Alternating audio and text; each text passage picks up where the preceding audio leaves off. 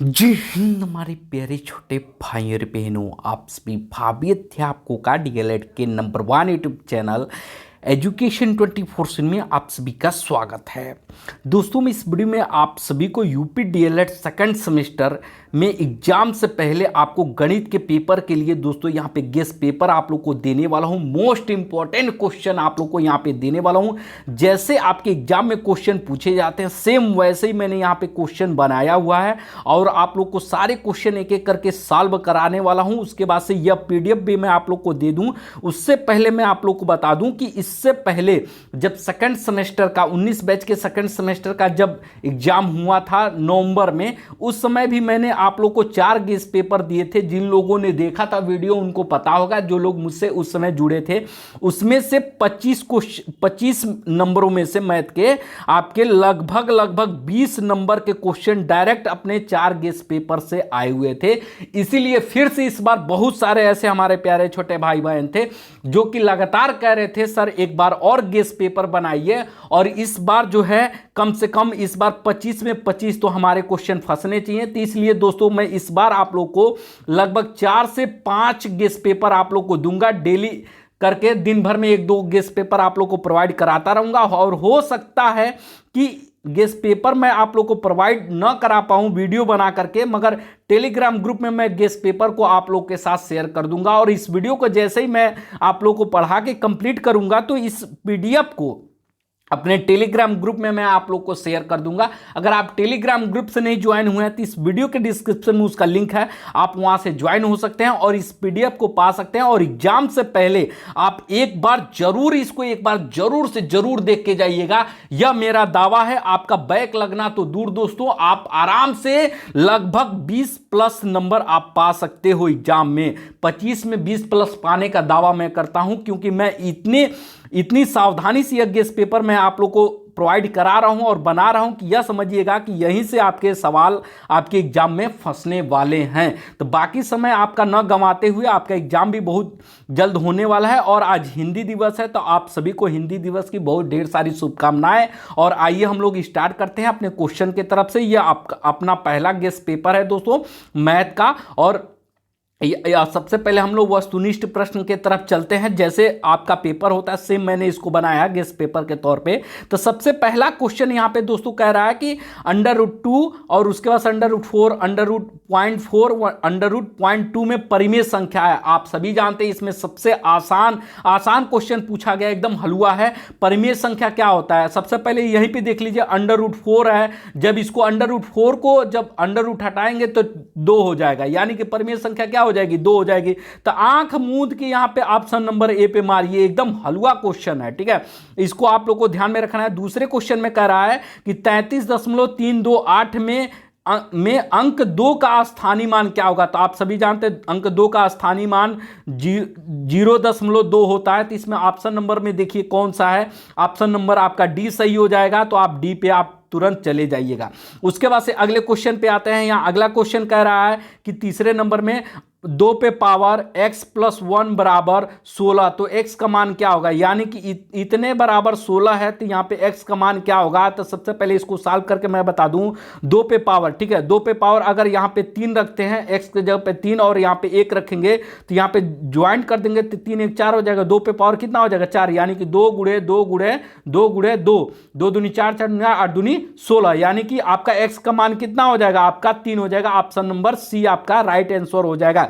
उसके बाद से चौथा आपका क्वेश्चन कहता है 1/8 माइनस 3/8 प्लस 2/8 भागा 1/4 का 1/2 का मान होगा। यानी कि यह बोर्ड मास का नियम कहता है दोस्तों। बोर्ड मास का नियम आप सभी जानते हैं कि का को पहले काटिए, ता पीछे 2 भाग, गुणा करो धन जोड़ दो, ऋण को दियो घटाए। यह आप लोगों ने बचपन में ही पढ़ा होगा 7वीं 8वीं में। तो यह बहुत आसान क्वेश्चन है।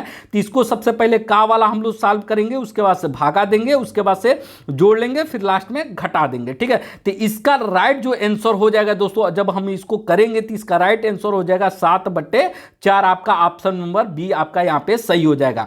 और रही दोस्तों, अब मैं आप लोग यह सोच रहे होंगे कि सर मैं एक एक सॉल्व क्यों नहीं करा रहा हूं, क्योंकि समय का अभाव है। मैं आप लोग को क्वेश्चन बस प्रोवाइड कराना चाहता हूं कि आप लोग क्वेश्चन एक बार ध्यान से देख लो, बस एक बार ध्यान से देख लेना, जिससे कि आपके एग्जाम में देखने के बाद से आप वहां टट दे खट दे, जैसे ही ऑप्शन आता है खट दे मार के आप लोग निकल लो, ठीक है। उसके बाद से पांचवा क्वेश्चन कहता है एक त्रिभुज की भुजाएं 2, 3 और 5 सेंटीमीटर हो तो त्रिभुज होगा। जैसा कि आप सभी जानते हैं इसमें समकोण त्रिभुज दिया है, उसके बाद से अधिक कोण त्रिभुज दिया है, विषम कोण त्रिभुज दिया और त्रिभुज संभव नहीं है। तो सबसे पहले आप सभी जानते हैं विषम कोण त्रिभुज में क्या होता है, तीनों भुजाएं बराबर नहीं होती, इसकी डिफिनेशन कहता है। तो ऑप्शन नंबर सी आपका सही हो जाएगा, विषम कोण त्रिभुज। उसके बाद से आते हैं अति लघुत्तरी प्रश्न पे, ठीक है। अति लघुत्तरी पे आते हैं, इसमें क्वेश्चन कह रहा है एक्स पे power 3 y minus x y पे पावर 3 का गुणनखंड कीजिए, ठीक है। अब ये आप लोग सोच रहे होंगे इसका गुणनखंड कैसे करेंगे। तो सबसे पहले इसमें जो है देखिए, इन दोनों में से एक्स वाई को हम लोग कॉमन ले लेंगे, जैसा कि मैंने यहाँ पे कॉमन ले लिया एक्स वाई को, ठीक है। अब बचा क्या, एक्स पे पावर 2 और वाई पे पावर 2 हो गया। तो अब देखिए आप सभी जानते हैं एक्स पे पावर 2 और माइनस वाई पे पावर 2 का फार्मूला होता है एक्स माइनस वाई, एक कोष्टक में और एक कोष्टक में एक्स प्लस वाई होता है। अब देखिए वही मैंने यहाँ पे किया हुआ है, आप यहाँ पे देख सकते हैं डायरेक्ट, यहाँ पे x जो कॉमन था यहाँ पे नोट कर लिया, और x माइनस वाई एक कोष्टक में और एक कोष्टक में x प्लस वाई, ये आपका गुणनखंड होगा, आपका आंसर हो जाएगा, ठीक है। एक नंबर का सवाल है, तो लघुत्तरी में ज्यादा सॉल्व करने की जरूरत नहीं है, और इससे ज्यादा सॉल्व भी आप नहीं कर सकते, ठीक है। तो इस चीज को आप लोग को ध्यान में रखना है, ठीक। अगला क्वेश्चन कह रहा है यहाँ पे एक बगीचे में 2025 पौधे लगे हैं, प्रत्येक पंक्ति में उतने ही पौधे लगे हैं जितने की बगीचे में कुल पंक्तियां हैं, प्रत्येक पंक्ति में कुल कितने पौधे लगे हैं। यहां पे देखिए आसान क्वेश्चन है, इसमें कह रहा है कि कितने पौधे, एक जैसे यहां पूछ रहा है कि इस पंक्ति में कितने हैं पौधे, ठीक है, और ऐसे कितने पौधे लगे हुए हैं, इधर से भी और इधर से भी, दोनों साइड से पूछ रहा है। तो इसमें आपको देखिए ज्यादा कुछ करना नहीं है, सबसे पहले इसमें जो संख्या दी हुई है उसका एलसीएम आप लोग को निकाल लेना है। 2025 का हम लोग को एलसीएम निकाल लेना है। तो जैसे हम 2025 का एलसीएम निकालेंगे, आप यहां पे देख सकते हैं 2025 का जैसे ही हम एलसीएम निकालेंगे तो एलसीएम क्या हो जाएगा 45, यानी कि आपका इस लाइन में, ठीक है, 45 पौधे लगेंगे और इस लाइन में भी आपके 45 पौधे लगेंगे। एलसीएम निकालने का मतलब यही हुआ, आप एलसीएम तो निकाल ही सकते हो और मैंने सॉल्यूशन दिया हुआ, आप समझ सकते हो, ठीक है। मैं इसलिए आप लोग को सॉल्यूशन नहीं करा रहा हूं एकदम पूरे एकदम एक एक लाइन कर करके, क्योंकि आप इतना तो समझदार हो ही। मेरा कहने का मतलब एक है कि मैं आप लोग को क्वेश्चन प्रोवाइड करा दे रहा हूं कि आपको दिक्कत ना हो एग्जाम में, ठीक है। एग्जाम में डायरेक्ट क्वेश्चन फंसने की गारंटी है, यह समझना, ठीक है। 5 गेस पेपर दूंगा, पांचों को पांचों आपको देख के जाना है। हो सकता है कि वीडियो बना करके बाकी गेस्ट पेपर मैं न दे पाऊं, उसके लिए अपने टेलीग्राम ग्रुप का लिंक दे दूंगा, वहां पे गेस्ट पेपर जरूर से जरूर मैं शेयर कर दूंगा। तो इस चीज को आप लोग को ध्यान में रखना है, ठीक है। तो टेलीग्राम ग्रुप से आप लोग को जरूर से जरूर ज्वाइन हो जाना है। अगला क्वेश्चन 8वां क्वेश्चन कहता है कि एक वर्गाकार तार का क्षेत्रफल, ठीक है, एक वर्गाकार है, जैसे ये वर्गाकार हो गया जिसकी चारों भुजाएं क्या होती हैं, बराबर होती हैं, उसका क्षेत्रफल कह रहा है, इसका जो क्षेत्रफल है 144 सेंटीमीटर है। इसे मोड़दार करके एक आयत बनाया गया, यदि आयत की लंबाई 16 सेंटीमीटर हो तो आयत की चौड़ाई की गणना कीजिए। अब देखिए ये भी एकदम हलवा क्वेश्चन है, अगर आप थोड़ा सा भी ज्ञान होगा आपके पास तो आपके लिए हलवा है। आप सभी जानते हैं कि ये जो है आपका वर्गाकार हो गया, ये वर्गाकार हो गया, इसका क्षेत्रफल 144 दिया है। अब देखिए, अब इसको जो है आप इस तरह एक चौरखुंडा का है, इसको आप चपटा कर देंगे, ऐसे कर देंगे, तभी भी इसका क्षेत्रफल कितना रहेगा, इतना ही रहेगा, बस इसकी लंबाई चौड़ाई परिवर्तन हो जाएगी। तो इसी को चपटा कर दिया है, तो इसका जो जब चपटा करेगा तो इसका क्षेत्रफल जो हो जाएगा, अब ये आयत बन जाएगा, ठीक है। पहले वर्ग था, इसको चपटा कर दिया तो आयत बन गया, मगर क्षेत्रफल सेम का सेम है। अब इसमें देखिए सेम का सेम है, तो आयत का क्षेत्रफल का फार्मूला आप सभी जानते हैं, लंबाई गुणे चौड़ाई होती ही है, ठीक है। तो अब इसमें देखिए लंबाई का मान कितना दिया है 16, तो सबसे पहले क्षेत्रफल का मान यहाँ पे रख देंगे 144 और लंबाई का मान दिया है 16 और चौड़ाई का मान पूछा है तो चौड़ाई का मान x मान लेंगे, ठीक है। जब x मानेंगे तो आप यहाँ से 16 से काटेंगे तो 16 नामा 144, तो x का मान कितना हो जाएगा 9, यानी कि चौड़ाई कितनी हो जाएगी 9 सेंटीमीटर आपका हो जाएगा, आंसर आपका राइट हो जाएगा। हलवा है कि नहीं है, देखिए एकदम आसान से, एकदम आसान है क्वेश्चन। उसके बाद से 9वां क्वेश्चन कहता है एक कक्षा में 3x पे पावर 2 प्लस 5x माइनस 9 बालक एवं x पे पावर 2 प्लस 5x प्लस 4 बालिकाएं पढ़ती हैं। कक्षा में बालकों की संख्या बालिकाओं की संख्या से कितनी अधिक है, हल कीजिए। अब देखिए यहाँ पे क्वेश्चन पूछने का इसका सीधा सीधा मतलब ये है कि जैसे आपके क्लास में बालकों की संख्या, मान लीजिए आपके क्लास में बालकों की संख्या 50 है और बालिकाओं की संख्या कितनी है, 30 है। तो अब बताइए यहाँ पे पूछ रहा है कितने बालक अधिक हैं बालिकाओं से, तो आप क्या करेंगे, इसमें से आप घटा देंगे। तो वही हाल हम लोग को यहाँ पे करना है। जो ये समीकरण दिया हुआ इस समीकरण में से इस समीकरण को घटा देना है। जैसे यहाँ पे मैंने समीकरण को लिख लिया, अब दोनों समीकरण को में से यहाँ पे घटा देंगे। घटाएंगे कैसे, अब देखिए ये सेम समीकरण यहाँ पे उतार लेंगे। अब ये जो है माइनस इधर कोष्टक में जाएगा तो सबका चिन्ह जो है परिवर्तित हो जाएगा, ठीक है। तो परिवर्तित कैसे होगा, अब ये जो है x यहाँ पे हो जाएगा -x पे पावर स्क्वायर, ठीक है, पावर हो जाएगा। उसके बाद से ये जो प्लस है और माइनस प्लस क्या हो जाता है आपका, माइनस हो जाता है, 5x हो जाएगा।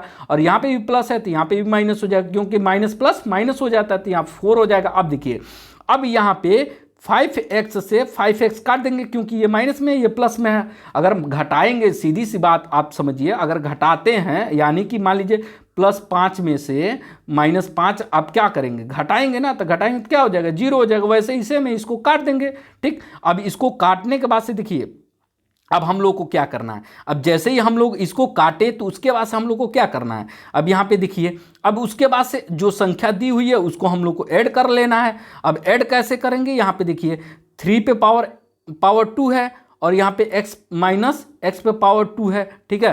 तो यहाँ पे देखिए पावर समान है तो इसका मतलब इसमें से इसमें घट जाएगा, तो 3 में से 1 घटा देंगे, क्या बचेगा, 2 बचेगा, यानी कि 2 पे पावर x हो जाएगा। और यहाँ पे 9 है, -9 है और यहाँ पे -4 है, तो माइनस क्या हो जाता है, प्लस हो जाता है। मगर चिन्ह जिसका बड़ा होता है, 9 का चिन्ह क्या है, माइनस है, तो वही चिन्ह रह जाएगा।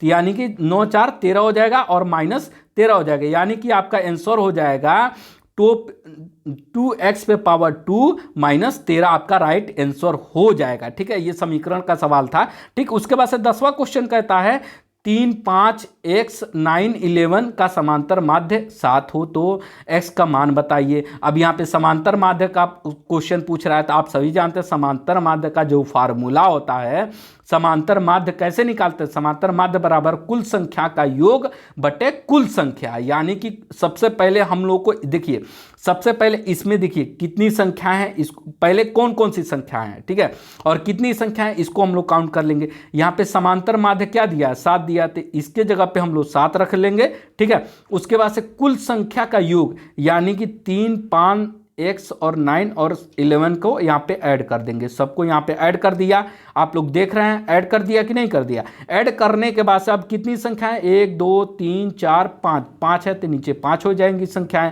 अब देखिए अब इन लोगों को हम लोग ऐड करेंगे, तो आप सभी जानते हैं जब इन सबको ऐड करेंगे तो क्या हो जाएगा, 35। यहाँ पे जब ऐड करेंगे तो ये हो जाएगा आपका 35 हो जाएगा, ठीक है। नहीं सॉरी दोस्तों, इसको जब हम लोग ऐड कर लेते हैं तो यहाँ पे जोड़ लेते हैं, 20 हो गया और 20 ये 5 25 हो गया, 25 3 28 हो गया, 28 हो गया। और ये जो है इधर 7 में गुणा हो जाएगा, इधर जाएगा तो गुणा हो जाएगा, तो 7 × 5 = 35 हो गया, 35 हो गया। और ये ऊपर 28 था, अब प्लस x है तो x हो गया। अब देखिए अब इधर इधर प्लस 28 से इधर जाएगा तो क्या हो जाएगा, माइनस में हो जाएगा। तब 35 में से 28 घट जाएगा तो कितना बचेगा, आपका 7 बचेगा। यानी कि x का मान कितना हो जाएगा, 7 हो जाएगा। और x का मान ही पूछ रहा था और x का मान आप लोग को यहाँ पे मिल भी गया, ठीक। अब अगले क्वेश्चन में आते हैं। अगला क्वेश्चन अनुपात समानुपात का है। यहाँ पे पूछ रहा है कि 9 संबंधे x समानुपाते x संबंधे यहाँ पे अनुपाते यहाँ पे दिया है 16, तो x का मान ज्ञात कीजिए। जबकि आप सभी जानते हैं इसका फार्मूला होता है पहली संख्या गुणे चौथी संख्या बराबर दूसरी संख्या गुणे तीसरी संख्या। ये एकदम आसान है, बस इसमें मान रख दीजिए। पहली संख्या क्या है, 9 है, गुणे यहाँ पे चौथी संख्या क्या है, 16 है, बराबर यहाँ पे दूसरी संख्या देखिए क्या है, x दिया है तो x गुणे, और तीसरी संख्या क्या है, यहाँ पे भी x है तो x। तो अब यहाँ पे 16 9 का गुणा होगा तो 144 हो जाएगा, और x का गुणा होगा तो x² हो जाएगा। अब x² बराबर कितना आ गया, 144 आ गया, तो x बराबर कितना आ जाएगा, आप सभी जानते हैं 12 आ जाएगा। x बराबर कितना आ जाएगा, 12, और x का मान निकालना था। एकदम आसान था, हलवा था एकदम, आप लोगों के लिए एकदम हलवा है भाई साहब, बस आप लोग पढ़ो तो सही से, ठीक है। उसके बाद अब आते हैं अपने नेक्स्ट क्वेश्चन लघु त्रिप्रश्न पे, जो कि 2 नंबर के क्वेश्चन आपके पूछे जाते हैं। ठीक है, इसमें थोड़े से कैलकुलेशन थोड़े से लंबे लंबे रहेंगे, मगर चिंता करने की कोई बात नहीं है। एक समबाहु त्रिभुज की ऊंचाई तीन कणी में 2 सेंटीमीटर है, तो समबाहु त्रिभुज का क्षेत्रफल निकालिए। अब देखिए, समबाहु त्रिभुज का क्षेत्रफल पूछ रहा है, तो सबसे पहले ऊंचाई दिया है समबाहु त्रिभुज का, सबसे बड़ी बात है। आप सभी जानते हैं ऊंचाई यानी कि h से डिनोट करते हैं, तो h बराबर कितना दिया, 3√3 दिया है। और आप सभी जानते हैं h का फार्मूला क्या होता है, समबाहु त्रिभुज में ऊंचाई ज्ञात करने के लिए √3/2 भुजा, ठीक है, भुजा होता है, फार्मूला होता है गुणे भुजा होता है। तो अब देखिए यहाँ पे हम लोग सबसे पहले h के जगह पे क्या करेंगे, यहाँ पे h का मान रख देंगे। h का मान कितना है, √3/2 यहाँ पे रख देंगे। और आपका फार्मूला हमने तो लिख ही लिया है, √3/2 गुणे भुजा को यानी कि a से डिनोट करते हैं, तो ये हमने लिख लिया। अब देखिए √3 से √3 कट जाएगा। अब ये जो 2 बचा है, 2 इधर जाएगा तो 3 में गुणा हो जाएगा, तो 3 दूनी 6 हो जाएगा। a का मान कितना हो जाएगा, a का मान 6 हो जाएगा, यानी कि भुजा बराबर कितना हो जाएगी, 6 हो जाएगी। अब भुजा का मान दे दिया, तो समबाहु त्रिभुज का क्षेत्रफल आप सभी जानते हैं, उसका फार्मूला होता है √3/4 × a², यानी कि भुजा का स्क्वायर। तो आप लोग को क्या करना है, a का मान 6 आ गया है, तो 6 रख देना है, सीधी सी बात है। √3/4 यहाँ पे देख ही रहे हैं, गुणे 6 कर देना है, यानी कि 6 का स्क्वायर करेंगे तो बराबर क्या होगा, 6 × 6 होगा। तो वही 6 × 6 यहाँ पे कर देना है। तो यहाँ पे पहले 2 से काटेंगे, तो यहाँ 2 से काटेंगे 6 को, तो ये 2 से काटेंगे 2 बार में कटेगा, ये 3 हो जाएगा। फिर 2 से काटेंगे तो ये 3 बार में कटेगा, यानी कि इसको सॉल्व करेंगे तो इसका हो जाएगा 9√3 हो जाएगा सेंटीमीटर स्क्वायर। ये क्या हो जाएगा, राइट आंसर आपका हो जाएगा।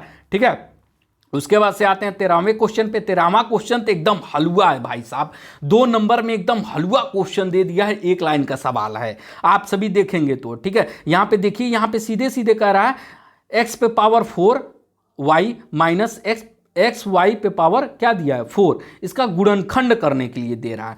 इससे संबंधित एक क्वेश्चन मैंने अभी कराया था 1 नंबर में, बस उसी के तरह है, बस आप लोग को फार्मूला इसमें बस याद होना चाहिए। सबसे पहले इसमें दोनों में से एक्स वाई कॉमन ले लेंगे, एक्स वाई कॉमन ले लेंगे तो बचेगा क्या, एक्स पे पावर 3 अब माइनस वाई पे पावर 3।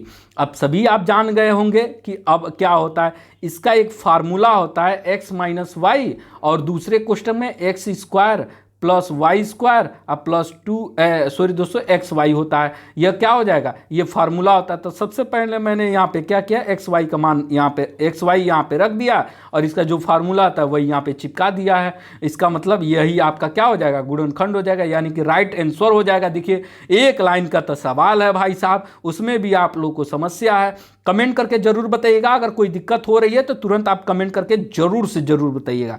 कहीं भी किसी भी सवाल में अगर आपको कोई भी समस्या हो तो कमेंट करके आप लोग जरूर से जरूर बताइएगा। अब 14वें क्वेश्चन पे आते हैं। 14वां क्वेश्चन यहाँ पे देख लीजिए, एकदम आसान है। यहाँ पे पूछ रहा है कणी में 121 प्लस कणी में 64 माइनस कणी में 0.04 यानी कि 0.04 प्लस कणी में 0.16 का मान ज्ञात कीजिए। एकदम आसान सवाल है, एकदम हलवा है, सही बताएं तो एकदम हलवा है। आप लोग इसको कैसे करना है, आप लोग को मैं यहाँ पे आंसर छुपा दे रहा हूँ, आप लोग इसको कैलकुलेशन करके आप लोग सभी लोग जरूर बताइएगा।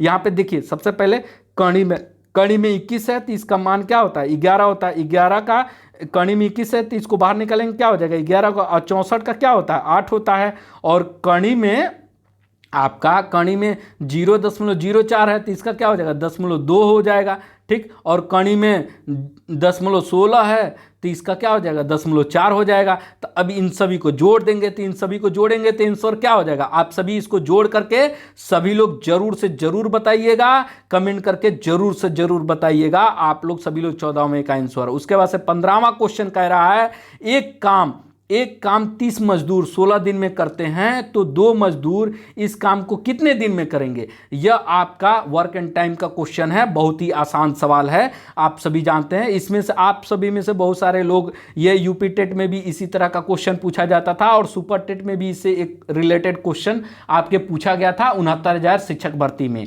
ठीक है। तो इसमें देखिए, इसमें सीधे सीधे बात है, M1D1 बराबर M2D2 मैंने लिखा, यानी कि पहला आदमी और पहला दिन और दूसरा आदमी और दूसरा दिन, इसका मतलब यही हुआ। तो इसमें देखिए पहले दिन कितने आदमी काम किया और कितने दिन में, तो यहाँ पे हमने लिख लिया 30 आदमी काम किया 30 दिन में। फिर दूसरे दिन कितने आदमी काम किया और कितने दिन में, तो यहाँ पे देखिए 2 मजदूर काम किए।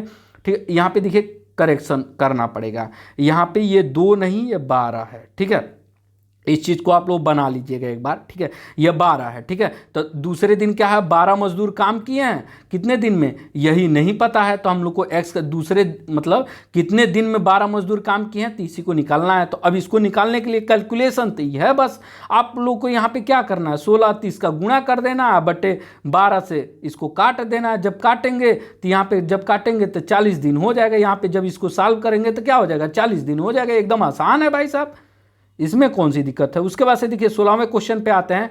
4 11 16 15 12 7 9 7 10 का माध्यिका ज्ञात कीजिए। देखिए अब इसमें अभी एक क्वेश्चन आया था समांतर माध्यिका, अब यहाँ पे माध्यिका का क्वेश्चन आया हुआ है। ठीक है, देखिए क्वेश्चन सेम यही रहेंगे, बस आपके नंबर बदल सकते हैं, इतना ध्यान रखिएगा। तो हो सकता है कभी कभी नंबर भी ना बदलें, ये भी है। मैं आप लोगों को 5 गेस पेपर दूंगा तो ये जरूरी नहीं है कि क्वेश्चन के नंबर भी बदल, हो सकता है सेम टू सेम क्वेश्चन ही आ जाए। ठीक है, तो यहाँ पे देखिए सबसे पहले आप लोग को माध्यिका कैसे ज्ञात करनी है। सबसे पहले इन सभी को अपने सीरियल क्रम में लिख लेते हैं, छोटे से बड़े के क्रम में। तो यहाँ पे लिखेंगे 4 5 7 9 10 11 12 15 16। देखिए सीरियल में हमने लिख लिया। अब इसमें देखेंगे कितनी संख्याएं हैं, तो यह संख्याओं की काउंट कर लीजिए। 1 2 3 4 5 6 7 8 9 9 संख्याएं हैं, यानी कि टोटल संख्याओं की संख्या कितनी है, 9 है। तो यहाँ पे संख्या असंख्या को यन से डिनोट करते हैं, तो यन बराबर कितनी है, 9 है। और माध्यिका का आप सभी जानते हैं फार्मूला क्या होता है, माध्यिका पदवा ज्ञात करने के लिए माध्यिका का फार्मूला होता है n+1/2 होता है। तो n का मान कितना दिया है, 9 दिया है, 9 आप प्लस 1 क्या हो जाएगा 10 और 10/2, बाकी काट देंगे तो क्या हो जाएगा 5 हो जाएगा, यानी कि 5वां पद होगा। 5वां पद अब इसमें आंख मूंद के देखिए कौन सा है, पहला पद, दूसरा, तीसरा, चौथा, 5वां, यानी कि 5वां पद क्या है 10 है। तो 10 का हो जाएगा, माध्यिका हो जाएगा 10, यानी कि राइट आंसर आपका हो जाएगा। एकदम राइट आंसर क्या हो जाएगा 10 हो जाएगा। एकदम हलवा क्वेश्चन पूछा है, फिर भी आप लोग चिंता कर रहे हैं। उसके बाद से 17वें क्वेश्चन पे आते हैं। इसमें देखिए निम्नांकित चित्र में ABCD एक वर्ग है, वर्ग की भुजा 7 सेंटीमीटर दिया है। देखिए अब यह जो दिया है वर्ग है, वर्ग से एक भुजा जो है 7 सेंटीमीटर दिया है, जबकि आप सभी जानते हैं वर्ग की चारों भुजाएं क्या होती हैं, बराबर होती हैं आपस में। ठीक है, यानी कि ये 7 दिया थी, ये भी 7 होगा, ये भी 7 होगा और ये भी 7 होगा। उसके बाद देखिए वर्ग के अंतराल खींचे गए वृत्त की परिधि की गणना कीजिए। अब देखिए भाई साहब ये तो दे दिया इसका 7, इसका 7 और इसका 7 और इसका 7। अब कह रहा है जो ये वृत्त बना है इसके अंदर इसकी परिधि की गणना करना है, इसकी परिधि बताना, परिधि का मान कितना होगा। तो इसकी परिधि का मान ज्ञात करने के लिए हम लोग को क्या करेंगे, सबसे पहले इसमें r का मान निकालेंगे। सबसे पहले आप सभी जानते हैं कि परिधि का फार्मूला होता है, वृत्त के परिधि के फार्मूला होता है 2πr। आप लोगों को इतना तो पता ही होगा। और आप सभी जानते हैं कि अब जो है r इसमें जब तक आएगा नहीं तब तक निकलेगा नहीं। तो आप सभी जानते हैं, देखिए ये इस वाले का मान कितना दिया है, 7 दिया है। आप इसको यहाँ से खींच देंगे तभी भी तो ये 7 होगा, यानी कि यहाँ सेंट्रल होता है और सेंट्रल से आधा इधर हो गया, आधा इधर हो गया, यानी कि इसको व्यास बोलते हैं।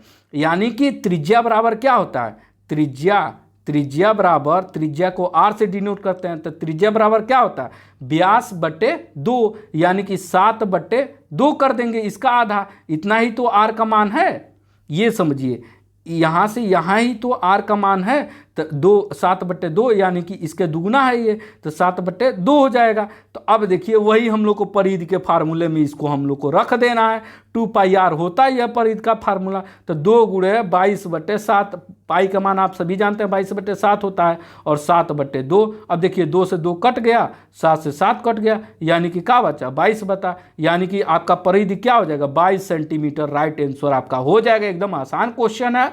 उसके बाद से आते हैं 18वें क्वेश्चन पे। 18वां क्वेश्चन थोड़ा सा एकदम टफ है, या समझिए 2 नंबर के लायक क्वेश्चन है, ये थोड़ा सा टफ क्वेश्चन बना है। ठीक है, तो इस चीज़ को आप लोग को ध्यान में रखना है, इस तरह के क्वेश्चन आ सकते हैं, इसलिए मैंने इसको डाला है। ठीक है, निम्नांकित चित्र में ABCD एक त्रिभुज है, AB के मध्य बिंदु D है और AC के मध्य बिंदु ई को मिलाया गया है। यदि BC की माप 6 सेंटीमीटर है तो DE की माप क्या होगी तथा BC और DE में संबंध क्या होगा। अब देखिए इसमें भाई साहब, इसमें सबसे जरूरी जानते हैं क्या है, इसमें यह है कि इसमें आप देखिए इस सवाल में कुछ है नहीं, बस इसमें यह है कि इसकी परिभाषा को आप समझिए, ये लाइन क्या क्या कह रही है। सबसे पहले करिए कि एक त्रिभुज है, ये आपका पूरा एक त्रिभुज बना दिया, ठीक है। त्रिभुज बनाने के बाद से अब देखिए आगे कह ये रहा है कि ए बी एक मध्य है, देखिए मध्य बिंदु पर D है। अब देखिए इसके और इसके दोनों के बीच में क्या है, ये D है और AC के मध्य बिंदु E है। अब इसके मध्य क्या है, B है और इसके मध्य बिंदु क्या E है। यहाँ पे आप लोग को साफ साफ दिख भी रहा होगा, ठीक। अब उसके बाद से अगला क्वेश्चन कहता है, आगे कहता है यदि BC की माप 6 सेंटीमीटर यानी कि इसकी माप दे दिया है 6, तो DE की माप क्या होगी। तो सबसे पहले यह समझ जाइएगा कि इसकी जो माप होती है इसकी दुगुना इसकी माप होती है, ये फार्मूला होता है। तो D, ठीक है, ये DE बराबर क्या हो जाएगा, सॉरी दोस्तों मैंने आप लोग को कुछ गलत बता दिया, ठीक है। इसका फार्मूला जो होता है, ठीक है, DE, ठीक है, DE, ठीक है, जो मैंने आप लोग को बताया था भी कि इसका दोगुना ये होता है, ठीक है, इसका दोगुना ये होता है, यानी कि जितना ये होगा इसका आधा ये होगा, जितना ये होगा उसका दुगुना ये होगा, ठीक है। तो आप लोग को उसी के फार्मूले में रख देना है। अब देखिए DE यानी कि आपका ये D हो गया और ये E हो गया। E बराबर क्या होता है, 1/2 बराबर BC। तो अब देखिए यानी कि BC/2। तो अब देखिए आप सभी जानते हैं BC का मान यहाँ पे दिया ही हुआ है। BC का मान कितना दिया है, 6 दिया है, यहाँ पे क्वेश्चन में दिया था ना, BC का माप कितना है, 6 है। तो BC का माप 6 है तो यहाँ पे 6/2 हो जाएगा, 2 से काट देंगे यानी कि 3 हो जाएगा। अब D का मान कितना हो गया, 3 हो गया। D का मान जब यहाँ पे 3 निकाल लेंगे, देखिए मैं आप लोग को दिखा दूं, D का मान जब हम लोग यहाँ पे 3 निकाल लिए, यहाँ पे D का मान जो है, DE का मान जो है जब हम लोग 3 निकाल लिए, तो अब हम लोग को करना क्या है, आगे देखिए। अब जो है D का मान 3 आ गया, ठीक।